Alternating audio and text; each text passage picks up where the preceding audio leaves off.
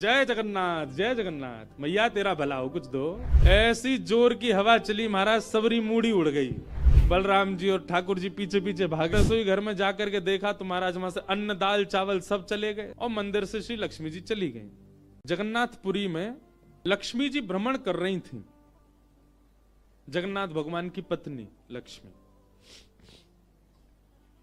और पूरी क्षेत्र में भ्रमण करते करते उन्होंने देखा कि मैं किस पर कृपा करूं। तो सबसे पहले लक्ष्मी जी गई अर्चकों के पास, जो जगन्नाथ जी को उठाते सुलाते खिलाते नहलाते भोजन प्रसाद कराते। बोले ये अर्चक हैं, पहले अर्चकों को देखें, इनके यहाँ किसी परिवार में अगर हमको कृपा करनी हो तो लक्ष्मी जी सब अर्चकों के घर में गई। देखा महाराज सूर्य उदय हो गया, ये तो अभी सो ही रहे हैं, ना आचार विचार शुद्ध, ना खान पान की शुद्धि। लक्ष्मी जी ने देखा महाराज सबरे पुजारी अर्चक साधक लेट लेट तक सो रहे हैं, ना आचार विचार शुद्ध, ना खान पान की शुद्धि, ना वस्त्रादि धुले हुए, एक ही वस्त्र हैं, 5-5 दिन तक उन्हीं को पहनने हैं। लक्ष्मी जी बोली ये मेरे रहने लायक स्थान नहीं है, इसको यहां नहीं आऊंगी मैं। और तभी लक्ष्मी जी ने आगे जाकर के देखा कि वह परिवार जिनको झाड़ू लगाने की सेवा थी, नाली आदि साफ करने की सेवा थी, जिनको मंदिर में प्रवेश तक नहीं करने दिया जाता, उनके घर में गोबर का चौका, सब ब्रह्म मुहूर्त में उठ गए हैं, तुलसी जी को जल दे रहे हैं, घर में बिल्कुल शुद्ध भोजन बन रहा है, आचार विचार की शुद्धि, हाथ स्वच्छ हैं, पैर बच, जन्म से उनकी जाति कहीं ऊंची नहीं है, लेकिन बाकी सब कुछ उनका स्वस्थ था, बिल्कुल शुद्ध था। लक्ष्मी जी की कृपा चाहते हैं ना, पवित्र रहना प्रारंभ कर दो। लक्ष्मी जी को पवित्रता बहुत प्रिय है। आपने आज जो वस्त्र पहने, कल अगर आपने पहन लिए, लक्ष्मी जी तुरंत चली जाएंगी। इतनी भी अपवित्रता लक्ष्मी जी को प्रिय नहीं है। लक्ष्मी जी बोली ये अच्छी है, इसके यहां मैं जाऊंगी। लक्ष्मी जी प्रत्यक्ष प्रकट हो गई उनके घर में जाकर के। अब वे तो बेचारे छोटे मोटे लोग, बेचारे ज्यादा धनवान तो थे नहीं। उन्होंने जब देखा कि अत्यंत गहने पहन रखे हैं, ऐसी मधुर सुगंधी आ रही है, रूप देख करके नेत्रों के पलक नहीं झपके जा रहे, सबने दंडवत प्रणाम किया। बोले आपका परिचय? बोले हम जगन्नाथ जी की गृहिणी हैं, साक्षात लक्ष्मी। वे सब घर के लोग, अरे हमारे घर का तो जल भी आपके स्पर्श योग्य नहीं है, हम तो ऐसे लोग हैं, हम तो नीचे लोग हैं। ये लक्ष्मी जी बोली ये सब बात नहीं करो, हम लोग ठाकुर जी ये सब विचार नहीं करते। तुम्हारा आचरण देखो कितना शुद्ध, तुम्हारे व्यवहार कितना शुद्ध, तुम्हारी बुद्धि कितनी शुद्ध है। और सुनो, चौकी लगाओ, जो भी घर में बना है प्रत्यक्ष थाल में पधराओ, हम तुम्हारे यहां प्रसाद पा करके जाएंगे। पूरा घर भाव विवल हो गया, सबके नेत्रों में आंसू, साक्षात लक्ष्मी जी आई हैं। सबने पवाया। लक्ष्मी जी प्रेम से प्रसाद पा रही थी, तभी जगन्नाथ जी के बगल में ही विराजती हैं सुभद्रा जी, सुभद्रा जी के बगल में विराजते हैं श्री बलराम जी। बलराम जी भ्रमण कर रहे थे पुरी में, भ्रमण करते करते वो घर घरों में झांक के देख रहे थे क्या हो रहा है। जैसे ही उस घर में झांक के देखा तो श्री लक्ष्मी जी प्रसाद पा रहे हैं। बलराम जी बोले राम राम राम राम राम राम, ये झाड़ू पोंछा बर्तन करने वाले लोग, इनके यहां पर चले जाओ, इन पर कृपा करो, पर भैया इनके यहां तो भक्ष भी बनता होगा, मांस भी बनता होगा, और ये लक्ष्मी जी यहां बैठ करके प्रसाद पा रही, हमारी घर की बेटी, हमारी घर की बहू, बिल्कुल आचार विचार की शुद्धि नहीं रखी। नाक फूल गई, बलराम जी की नाक फूल गई। महाराज आकर के कुछ बोले तो नहीं, मंदिर में आके बैठ गए। तो लक्ष्मी जी प्रसाद बनाती हैं। जैसे ही भोग रखा गया जगन्नाथ जी के आगे, बलभद्र सुभद्रा जी तुरंत हाथ पांव धो के बैठ गए। बलराम जी अपने सिंहासन से ही नहीं उठे, नाक फुला के बैठे हैं। जगन्नाथ जी बोले भैया आ जाओ, भोग आएगा, हमें नहीं पाना, तुम लोग पाओ। क्यों, क्या हो गया? अब क्या बोले, अब तो सब आचार विचार सब खत्म हो चुका है। परमात्मा होते हुए भी हमारे यहां आचार विचार नहीं चल रहा है, तो फिर इंसान क्या आचार विचार का पालन करेगा? जगन्नाथ जी बोले भाई कोई बात पे बुरा मान गए जे, तो इनसे बात करें। जगन्नाथ जी गए, भैया कहा भयो, आप इतने उदास क्यों, इतने नाराज क्यों? सब बात बताई बलराम जी ने। बोले लक्ष्मी जी आज सुबह सुबह एक ऐसे के घर में गई और वहां जाके प्रसाद पा रही थी, बिल्कुल विचार नहीं किया कहां शुद्धता कहां अपवित्रता। हम तो इनके हाथ का बना भोजन नहीं करेंगे। अब जगन्नाथ जी बड़ी दुविधा में पड़ गए। यदि पाऊं तो भैया नाराज बैठे, भैया कहेंगे मैं नाराज हूं, इससे को कोई फर्क नहीं पड़ा है, फिर भी पा रहा है। और नहीं पाऊं तो लक्ष्मी जी टेढ़ी टेढ़ी देख रही हैं कि मैंने बनाया ये पा क्यों नहीं रहे। जगन्नाथ जी बोले लक्ष्मी जी को तो मना लिया जाएगा बाद में, पर ये नहीं माने ना, ये तो शेषनाग हैं, इनको ज्यादा ही क्रोध आ गया तो जोर से सिर हिला देंगे, प्रलय और हो जाएगा। जगन्नाथ जी ने लक्ष्मी जी से कहा देखो भैया नहीं पा रहे तो हम भी नहीं पाएंगे। लक्ष्मी जी बोले कोई बात नहीं।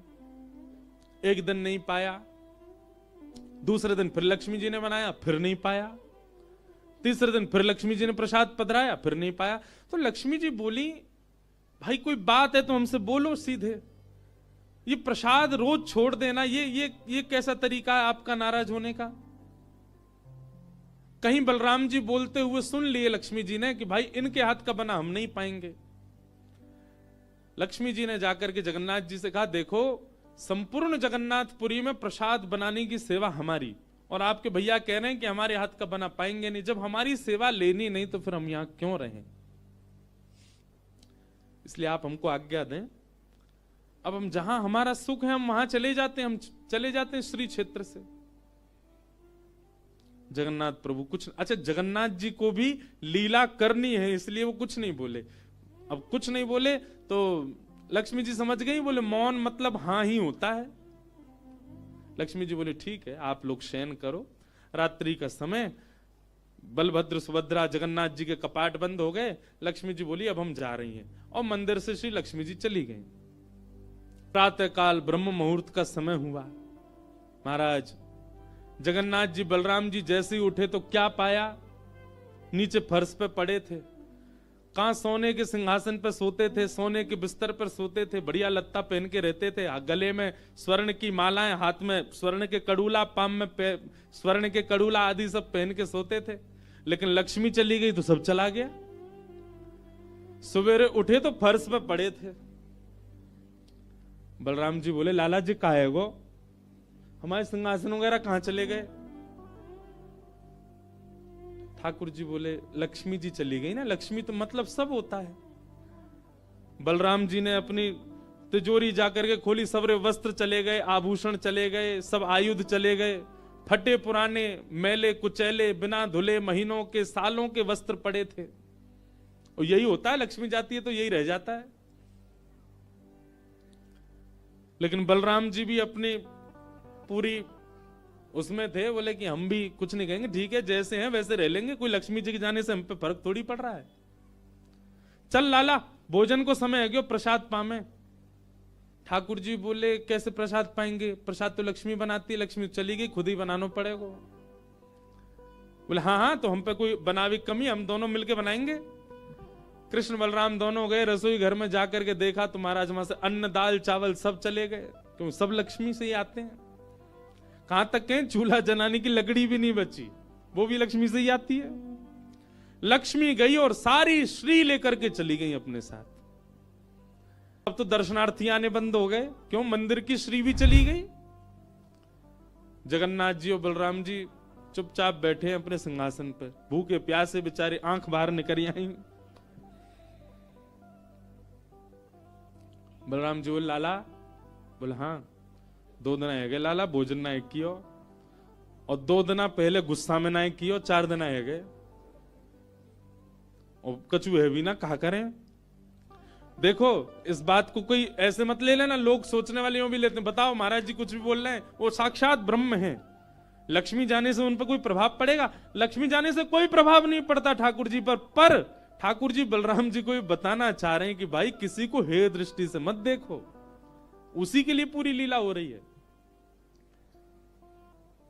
ठाकुर जी बोले दाऊ दादा एक काम है सके, बोले कहा, बोले समुद्र के किनारे स्वर्ग आश्रम है जहां पर लोगों की अंत्येष्टि होती है। बोले हाँ, मैंने एक बार देखा था वहां पे लोग कटोरा लिए बैठे रहते हैं और उनको कुछ ना कुछ मिल ही जाता है। आपकी आज्ञा हो तो वहीं चलें, कछु तो मिल जाएगा। लाला पूरी दुनिया कहाकेगी, बताओ कृष्ण बलराम कहा कर रहे हैं ये।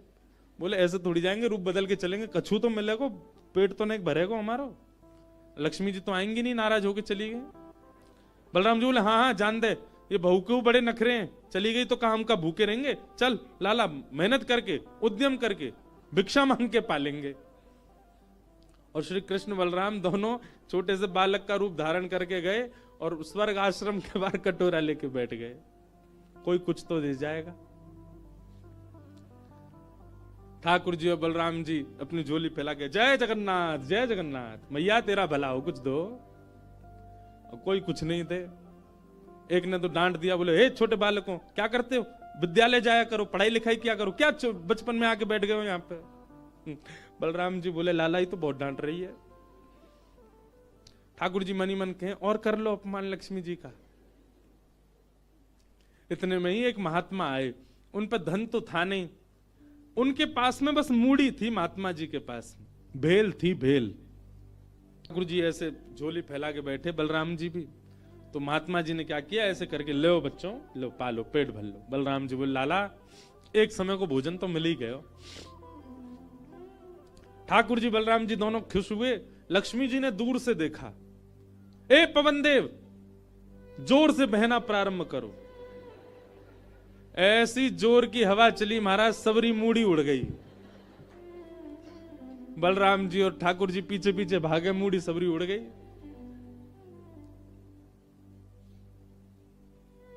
बलराम जी बोले लाला ये क्या हो गया। बोले भैया हम संकोच में कुछ कहते नहीं, आप बड़े भैया, पर हम एक बात कहें, ये लक्ष्मी के बिना सब हाल हो रहा है हमारा। ठीक है बहू है, आपने समझा देते, आप भी बिल्कुल नाक फुला के बैठ गए, गुस्सा है के बैठ गए, चली गई बेचारी। यदि वे प्रसन्न हो जाए तो फिर सब ठीक है जाएगा। अरे ना बेटा कोई बात नहीं, हम तो क्षमा मांग लेंगे, तेने पहले क्यों ना कही मोते। ठाकुर जी बोले अब कोई बात नहीं, अब चलते हैं, ढूंढे उनको कहां है। पूरे पुरी में ढूंढा, कहां है लक्ष्मी जी। लक्ष्मी जी उसी कन्या के घर में थी, उसी घर में थी जहां देख करके बलराम जी को हीन भावना आ गई थी। बलराम जी लेके गए, लाला यही घर में बैठी जब मैंने देखी काई। वहां जाकर के देखा तो महाराज उस घर में बिल्कुल जैसे मंदिर की रौनक होती है, ऐसी रौनक उस घर की हो रही थी। फर्श लगे हुए हैं, बढ़िया सोने चांदी के बर्तन रखे हैं, एक जगमगा रहा है मणियों से पूरा घर भवन। और बाहर बैठ करके उस महिला के जिसके ऊपर कृपा की थी लक्ष्मी, उसके बालक भर भर के सामग्री दे रहे हैं लोगों को, भोजन की सामग्री, वस्त्र ले जाओ, ये ले जाओ, कोई गरीब कन्या के लिए धन ले जाओ, राशि ले जाओ, सोने की मोहर ले जाओ। लक्ष्मी जी बैठी है घर में। ठाकुर जी बोले अब लक्ष्मी जी तो नाराज हैं, भैया एक काम करें, हम भी लाइन में लग जाएं, कछु मांग लें, लेके चल दें। जैसे ही ठाकुर जी और बलराम जी लगे कतार में, भीतर से लक्ष्मी जी को देख के दया आ गई। मेरे प्राणनाथ, ये चाहे तो सर्व समर्थ हैं, परंतु बलराम जी को बताने के लिए पूरी लीला कर रहे हैं। लक्ष्मी जी तुरंत बाहर आई और दोनों को इशारा किया, आप लोग इधर आओ। बलराम जी बोले देख बहू तू नाराज मत हो, हम ते गलती है गई, और वैसे गलती तेरी भी कम नहीं, तो को नहीं जानो चाहिए ऐसी जगह। लक्ष्मी जी बोली दाऊ दादा, ठाकुर जी के लिए सब अलाव है, हमारे लिए इतने बंधन। वे किसी भी भक्त पर कृपा करने जा सकते हैं, वहां पर जात पात नहीं देखी जाती, वहां पर यह नहीं देखा जाता कि भजने वाला कौन है, ब्राह्मण है, क्षत्रिय, वैश्य कौन है, सब पर वो अनुग्रह कर सकते हैं। तो फिर हमारे ऊपर इतनी रोक टोक क्यों। और किसी के जन्मगत व्यवहार से उसका पूरा जीवन नहीं आंकना चाहिए, उसके स्वभाव व्यवहार से देखना चाहिए कि वो है कैसा। कहां आप कहते हैं कि ब्राह्मण सर्वश्रेष्ठ, और वो देर देर तक सो के उठ रहे हैं, उनके यहां शुद्धि नहीं, वस्त्र 4-4 दिन तक पहन रहे हैं, एक महीना एक ही धोती में निकाल रहे हैं। आप कह रहे हैं कि वो श्रेष्ठ, और ये लोग जो इतनी पवित्रता का ध्यान रखते हैं, इन पर कृपा ना हो। हमारे अनुसार तो जो अपने कर्म से शुद्ध है वो शुद्ध है। बलराम जी और ठाकुर जी दोनों मान गए, जैसी आपकी इच्छा। बोले नहीं, आज के बाद हम आपसे एक नियम चाहते हैं। क्या?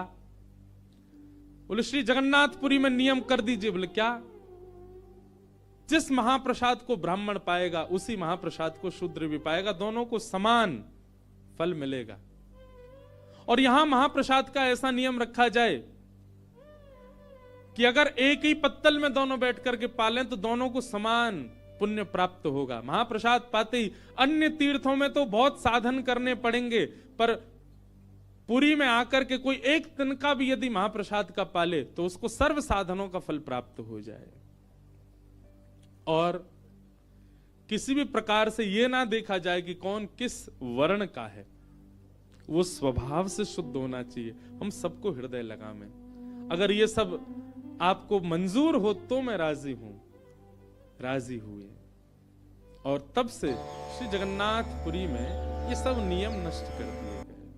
महाप्रभु जी सबके लिए सुलभ हो गए।